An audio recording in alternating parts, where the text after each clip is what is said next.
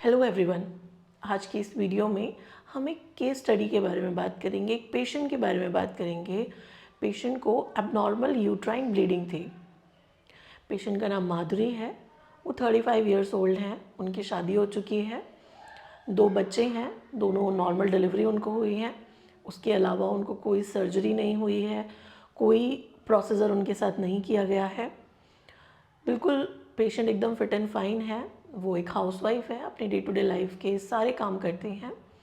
Patient ने कुछ complain बताई दैट मैम मुझे लास्ट 6 महीने से पीरियड्स बहुत हैवी आते हैं, बहुत एक्सेसिव मुझे पीरियड्स के दौरान ब्लीडिंग होती है, पीरियड के दौरान दर्द बहुत ज़्यादा होता है, साइकिल के बीच में कभी भी मुझे स्पॉटिंग आ जाती है, पीरियड ख़त्म हुए उसके 2 दिन बाद फिर से दबाना शुरू हो जाता है, या पीरियड के दौरान बहुत एक्सेसिव दर्द होता है। पूरा महीना मुझे पेड़ों में नाभि के निचले हिस्से में लगातार दर्द बने रहता है। एक डिस्कम्फर्ट सा रहता है मेरे पेल्विस रीजन में, नाभि के निचले हिस्से में एक बेचैनी, एक भारीपन जैसे बना रहता है। ये सारी समस्या उन्होंने बताई। एक कंप्लेन ये भी बताई कि मैम मुझे थकावट, कमज़ोरी रहती है, एकदम मैं हर वक्त थकी थकी जैसे रहती हूँ। ये सारी कंप्लेन पेशेंट ने बताई। पेशेंट की जो फैमिली हिस्ट्री है उसमें किसी को भी ऐसे एबनॉर्मल यूट्राइन ब्लीडिंग नहीं है।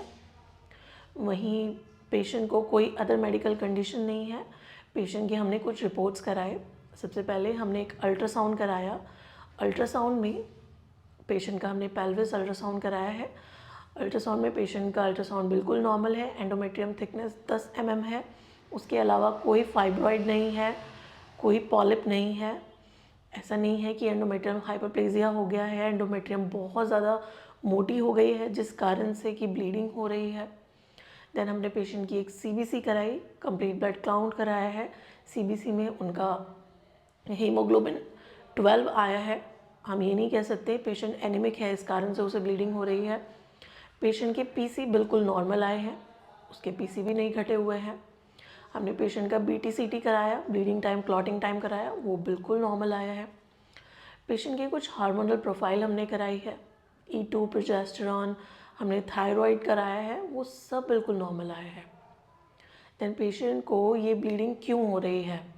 पेशेंट बताती है कि ब्लीडिंग बहुत हैवी होती है, 7 दिन से ज़्यादा उसे ब्लीडिंग चलती है। एंड पेशेंट की डिलीवरीज बिल्कुल नॉर्मल हुई है, कोई प्रोसीजर नहीं हुआ, कोई डीएनसी नहीं हुई है, सफाई नहीं हुई पेशेंट को।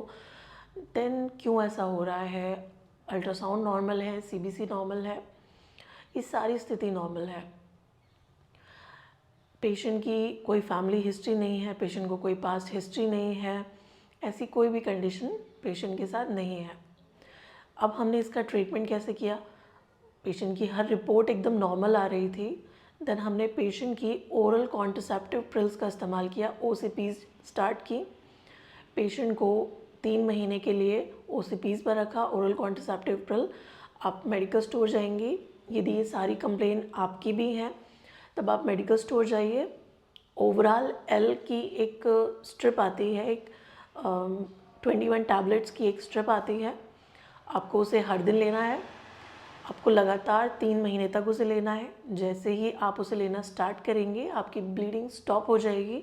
जब तक आप उसे ले रही हैं तब तक आपको ब्लीडिंग नहीं आएगी, और जैसे ही आप उसे छोड़ेंगे, जैसे ही 21 डेज़ की टैबलेट कंप्लीट होगी, वैसे ही 3 से 4 दिन बाद आपको विड्रॉल ब्लीडिंग आना शुरू हो जाएगी। और पीरियड्स आपको बहुत हैवी नहीं आएंगे, पीरियड्स बिल्कुल नॉर्मल आएंगे। 4 से 5 दिन आपको पीरियड आएंगे, पीरियड में दर्द भी कम होगा। पीरियड्स महीने में जो आते थे कि भाई कभी भी स्पॉटिंग आ गई, कभी भी हल्का सा दबा आ गया, वो भी नहीं होगा। पीरियड एकदम नॉर्मल आपको आएंगे। ऑलराइट, हमने अपनी पेशेंट को ये ओवरऑल L का टैबलेट स्टार्ट किया। पेशेंट 2 महीने से पेशेंट को पीरियड्स बिल्कुल नॉर्मल है। अब वो तीसरे महीने की टैबलेट्स उसने स्टार्ट की हुई हैं। 3 महीने के बाद पीरियड्स बिल्कुल नॉर्मल हो जाते हैं। यदि ये समस्या आपके साथ भी है तब आपको भी ओवरऑल L टैबलेट लेने की ज़रूरत है, ओरल कॉन्ट्रासेप्टिव पिल लेने की ज़रूरत है।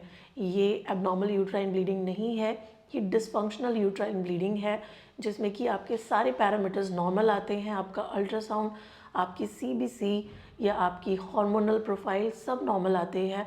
एंड आपको ब्लीडिंग हो रही है, तब ये डिसफंक्शनल यूट्राइन ब्लीडिंग है। उम्मीद है ये दी गई इन्फॉर्मेशन आपके लिए हेल्पफुल रही है, ये केस स्टडी हेल्पफुल है। वीडियो को लाइक करिएगा, चैनल को सब्सक्राइब करिएगा। Thank you.